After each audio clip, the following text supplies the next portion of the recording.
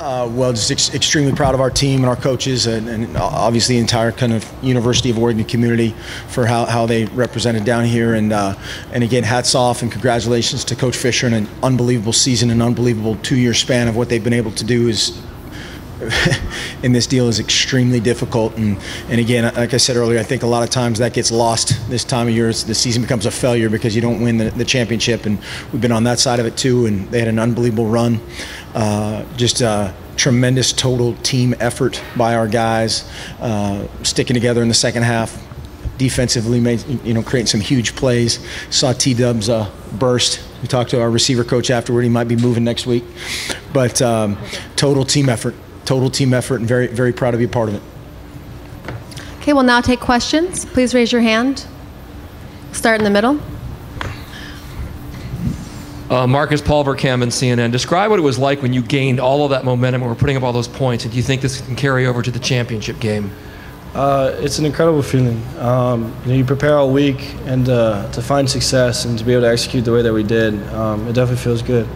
And hopefully we can, take a little bit of this momentum heading into the next game. Marcus, first for you, and then Tony can talk about to watch your defense do what they did with the turnovers. That had to be nice, and the fact that you were able. How important was it that you turned those into points? And Tony, obviously you have to feel that your defense continued that bend, don't break thing. I'm guessing that worked pretty well for you. Yeah, defense played incredible. They practiced hard all week, and just a testament of what they've been able to do. And those guys have been doing it all year, and they always kind of find ways to get the ball. And for us as an offense, gives us an opportunity to have good field position and to hopefully turn those into points. And defense played great, and they were really just kind of the steam that we needed to roll. Well, I guarantee there's a few guys in the locker room right now dialed in and tuned in to those guys and all trying to get some tendencies. But doing what they did tonight, doing the culmination of this season, they need to enjoy it for a couple days, and we've got a plan going forward of how we'll manage that. And these guys can enjoy getting patted on the back for probably too many times here in the next couple days, and then we'll flip it. And it has to be that way, whether it's coming off of the regular season of the championship game or the championship game to here, managing those kind of extra days and really take advantage of and balance getting healthy versus getting stale and all those other things that go into it. We have another question on the left there.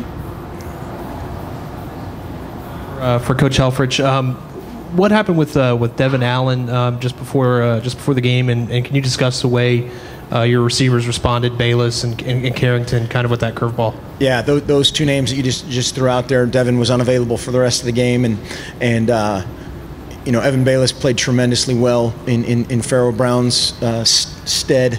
Darren Carrington made some big-time plays. A couple of the guys did some unbelievable stuff without the ball, which is vital to our success. And those guys have been battling all year long. We had to win on the perimeter, both in the run game and the bubble game and all that stuff that goes into it, and make some plays downfield, and we were able to do that. Honestly, going into the game, we never really thought about it like that. We were just kind of focused on going out and being the Oregon team that we can be. We knew coming to the game that this group of guys that we're going against are a great team. It's really hard to win every game throughout the whole season in college football, especially in the conferences that we play. So we were just ready for the fight, and we just came out on top.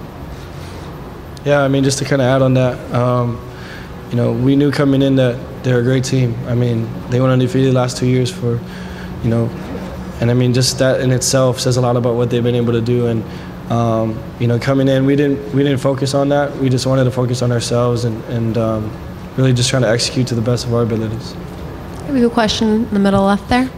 For Coach and Marcus, there were times, probably more so in the first half, it seemed like their defensive players were a little late getting over or walking around. Do you get the sense that your tempo was able to get to them at times in this game? We take great pride in our physical conditioning, and that was something going into it. We wanted to in our kind of way exploit. They didn't play a ton of guys defensively, and it's hard to endure. I don't know exactly what it ended up being play-wise. I think it was high 40s in the first half. And yes, we definitely talked about this look and where we thought we could try to make some plays in the second half. Yeah, we knew going in that our tempo can be a weapon. you know, we kind of feel that way in every game. But at the same time, you know, our guys are getting set as fast as they can, and it's a testament to them. And it's just the way we've been able to practice, and you know, it's awesome to see it kind of relay back onto the game field. Okay, we have a question on the right. Mark, Carrington hadn't been a huge contributor for you during the season, a couple touchdowns, 30 catches, I think. How big was it for him specifically to step up for the game and do the things he did? Well, I think that's, again, the most important part of understanding what we're all about is we. You know, and sometimes guys can take over the game and never touch the football. This game happened to be his game, and when he had the opportunity to make those plays, it was huge. And he's grown up a ton. You know, realizing early on that I can't affect the game without the ball in my hands. Byron Marshall has been one of the most valuable guys without the ball. Keenan Lowe tonight without the ball was unbelievable. Evan Bayless without the ball and with the ball.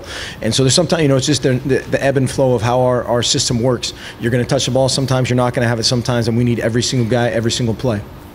We have a question right there on the left. Mark, 247sports.com. How do you think Tyner's return impacted the way you guys were able to run the ball? It seemed like he provided a big spurt for you guys. Yeah, a healthy Thomas, again, helps everybody out. It helps Marcus, helps Royce. It helps Byron be truly versatile and not kind of have to, you know, lean one way or the other as far as a game plan approach. And we were very excited, and we thought, you know, again, we talked kind of during the bowl prep, he was having a great last couple weeks, has had a couple hard-nosed, tough runs. We you know, go against the defense quite a bit, and there were a couple good little battles in there. Okay, we have a question in the back right again. This is for Marcus. In the beginning of the game, it seemed like maybe you were just a little bit off, maybe a little anxious, but as the game went on, it seemed like you kind of found your rhythm. Can you talk a little bit about how you maybe got more comfortable as the game went on and how kind of the game slowed down for you? Yeah, I mean, I didn't feel that I was too anxious going in. You know, I just missed a couple throws here and there. But that's the thing with our offense is, you know, you start building a rhythm up. You know, the offense starts to go a little bit, and you know, hats off to the guys because they're finding ways to get open.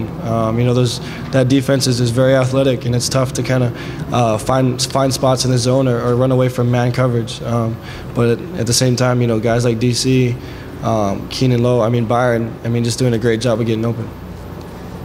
We have a question on the back riser. Mark, Warren Williamson, Oregon Duck Football News. It's been a pretty magical season for the Ducks. You win the Pac-12 title. You're in your second year. You've won a bowl game last year. You have a Heisman Trophy winner. Now you come to the Rose Bowl. You win the Rose Bowl, and now you're going to the national championship. If you could, maybe just encapsulate what this season so far has meant to you, to the team, to the community. Well, I think that the passion, you know, our fans certainly showed just by their representation here today was a great, you know, statement by them. Unbelievable representation in terms of volume and sheer numbers. And you know, I'm the luckiest guy in the world to be around these guys. This team is unbelievable to be around these guys every single day. And that's probably the biggest blessing of all is we get a few more days together. You know, and this edition has been resilient. They've been tough. They've been smart. They've been kicked in the gut a couple times and looked it straight in the eye. And you know, we had to have that kind of effort to overcome the team and the movement that Florida State had over the last couple of years. And again, total credit goes to these guys. We have a question up front. Bill Bender, Sporting News. This question is for all three of you guys. Your fans were chanting, "We want Bama" at the end of the game. Could you talk? Is that what you guys want, or could you just talk a little bit about either team you could face in the title game? It doesn't matter to us. You know, we're happy that we were able to get this win in the Rose Bowl. But you know, whoever comes next, you know, we'll look forward to playing them. You know, it's an opportunity for us to hopefully win a national championship, and you know, we're just going to look forward to whoever we're playing. Ditto. Okay, we have a question in the back. Jake Zivin, KZI. This is for Tony. Jameis Winston was just in here, and he said that the game could have gone either way and that his offense was never stopped. He said, let's be real with everybody in the room. As a guy on the defense, what's your reaction to that? I mean, I don't really know. I feel like that's a mentality you kind of have to have playing on offense. The guys always come out and fight. We kind of seen that showcased throughout the whole season. They can be down multiple touchdowns, but they always come out on top. So I think that's kind of just goes to show what they think about themselves and how they come out and play. So you just gotta have that competitive attitude, and I feel like that's what he's trying to present to everyone. So I don't really have much to say about it. Okay, we have a question on the gentleman in the middle. This can go for any of you guys. Turnovers don't usually come like they did today with the frequency. How are you looking at winning differently next week? What are you looking to clean up in the next 7 days? We could win the same way. We don't, we'd be good with it. There's always stuff. There's always stuff, whether it's whatever 59-20 or 10-7. There's always a ton of things that you can improve upon. Certainly, winning the turnover battle in terms of defining victory and determining outcomes. That's other than score. That's the top one. And so handling our business a little bit better offensively. Had a couple guys in there late that caused some self-inflicted turnovers, which we had fun with in the locker room. But that's huge.